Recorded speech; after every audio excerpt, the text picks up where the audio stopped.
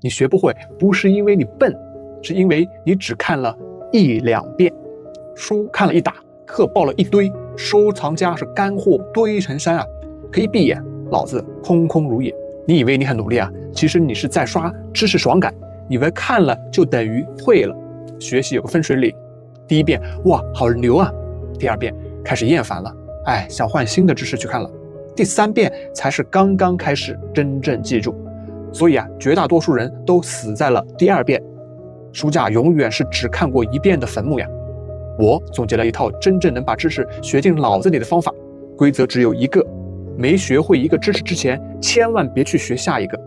当遇到一个真正重要的知识，请按下面4步走一个闭环。第1步，主动的去回忆，看完后立刻合上书，把知识用自己的话复述出来。第2步，间隔学习，看完后做点笔记，然后隔1天、3天再回来看第2遍、第3遍等等。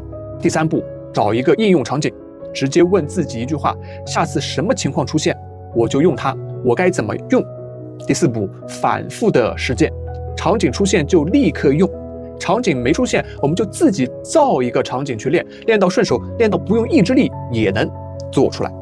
你有没有发现，很多方法你是知道的，但是一到关键时刻就是做不到，因为你缺的不是信息，是练习的次数。这个最简单的例子，早起。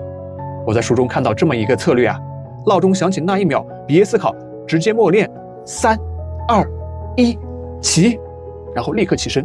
但真正厉害的地方在后面，你不用等到第2天早上才验证，你现在就能把它练成一个习惯。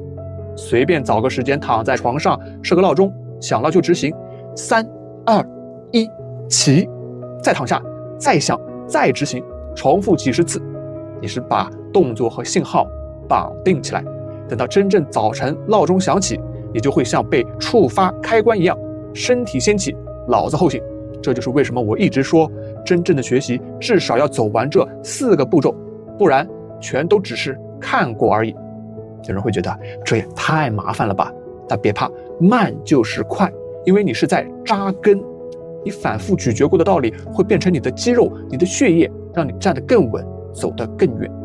但看到这里的利益，说明你真的愿意把事情做成啊！把重要内容至少重复3遍，按照4个步骤去走，你一定会感激我的。